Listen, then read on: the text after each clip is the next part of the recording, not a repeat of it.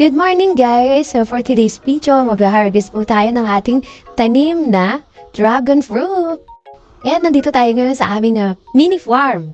Dito lang naman yan sa aming third floor. Pa diba, sobrang gared mini farm sa third floor. So yan, sa baba kasi may nakita ka ng kulay pula. At malaki na pala yung dragon fruits. Kaya ayan ayan guys, namumula siya oh. Kaya naman mag-harvest tayo kasi baka maunahan pa tayo ng kapitbahay. So ito na guys, grabe ang pula-pula niya guys oh. At ang laki na yun. Sobrang tamis na siguro nito. Ano kailangan nakuha kasi namin, ang liit lang niya pero ito, ang laki niya. Tiyak na tuwang-tuwa na naman tong baby ko. Gustong-gusto niya rin kasi itong dragon fruit. So ito na guys, titikman na natin ang ating dragon fruit. So alam niyo ba guys, nung nakita namin ito sa palengke, ang mahal pala ng kilo nito. Kaya naman ang swerte namin kasi nagkaroon kami ng ganitong tanim. At ngayon, papitas-pitas na lang kami. Wow, ang ganda ng kulay. Kulay pink. Ayan.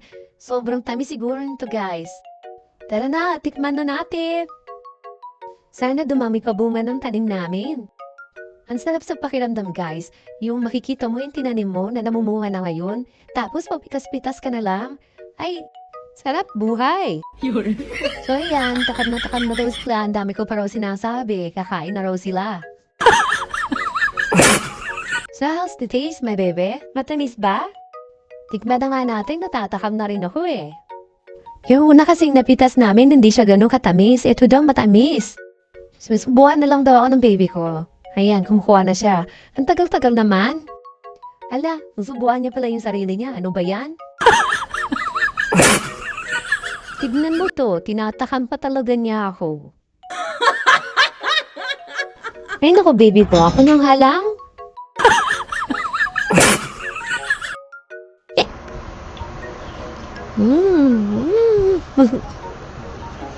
Tamis ka. Masamis. Wait, tura mo beef. Masyado mo masarap yung dragon fruit. Tingnan mo naman. Ang lawa na sa ano mo. Oh. Ang salap na sa bibig mo eh. Ay, sa bata mo, pisngi no. Oh my goodness. Ang tama mo, babe. Oh. Yabing tama naman ito.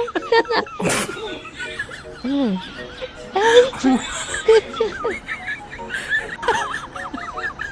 Wow, sarap. So yummy. Ulam pa. Ulam na lang, pati yung balat, sanin mo, kagatin mo na. I wanna be an American singer. Sing this Taylor Swift composer, actress.